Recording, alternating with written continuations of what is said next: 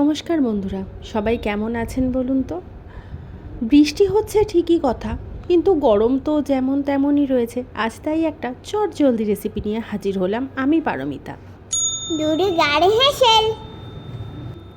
সরাসরি চলে এলাম দুর্গার হেসেলে। আজ আমি রান্না করছি আলু পটলের চচ্চড়ি। তো সাধারণত সাদা আলু চচ্চড়ি যেটা হয় ওরকমই একটু আলাদা, তার সাথে থাকছে পটলটা। গরমে পটল তো একটা সবজি যেটা আমাদের সবাইকার ঘরে সবসময়তেই থাকে। তো তরকারিটার জন্য আমি প্রথমে এখানে একটুখানি তেল গরম হতে দিয়েছি। এখানে আপনি সর্ষের তেল, সাদা তেল, যে কোনো তেলের ব্যবহার করতে পারেন। আমার যেহেতু তরকারির পরিমাণটা অনেকটা বেশি, সে কারণে তেলের পরিমাণটাও বেশি। কিছু কাঁচা লঙ্কা, 5 ফোড়ন দিয়েছিলাম প্রথমে। তারপর ফোড়নটা রেডি হয়ে যাবার পর এখানে দিয়েছি হাফ চামচ মতো হিং। যখন সমস্ত ফোড়নটা থেকে বেশ একটা সুন্দর গন্ধ বেরোবে, সেই সময় এখানে অ্যাড করে দেব পটলগুলো। পটলগুলোকে আগে থেকে কেটে ধুয়ে জল ঝরিয়ে রাখা ছিল। জল সমেত দিলে কিন্তু চচ্চড় করে ফাটতে শুরু করবে, তাই অবশ্যই জলটা ভালো করে ঝরিয়ে নিতে হবে। পটলটা খানিকটা ভাজা ভাজা করে নেবার পর দিয়ে নিতে হবে আলুর টুকরোগুলো।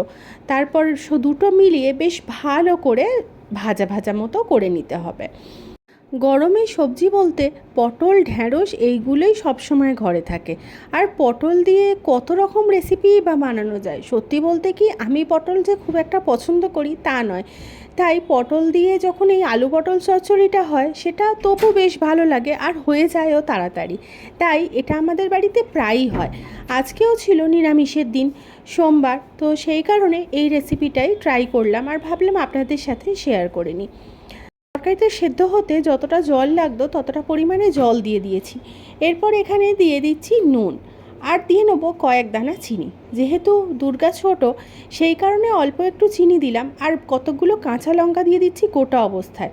বোঝেনই তো, ছোট বড় সবার রান্না যদি একসাথে হয় আমরা কিভাবে অ্যাডজাস্ট করি।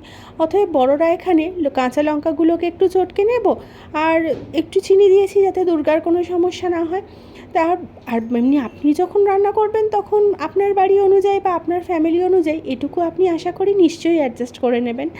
তো যাই হোক, এখানে তরকারিটা চাপা দিয়ে পুরোপুরি সেদ্ধ হতে হবে। আমি কিছুটা ফুটে ওঠার পর চাপা দিয়ে দিয়েছি। মিনিট 10-15 পরেই কিন্তু তরকারিটা সেদ্ধ হয়ে যাবে। এখন যেমন হয়ে গেছে। তাহলে বাড়িতে একদিন বানিয়ে ফেলুন। তরকারিটা আপনি রুটি, লুচি যে কোনো কিছুর সাথেই পরিবেশন করতে পারেন। আজ তবে আসি, দেখা হবে নতুন ভিডিওতে।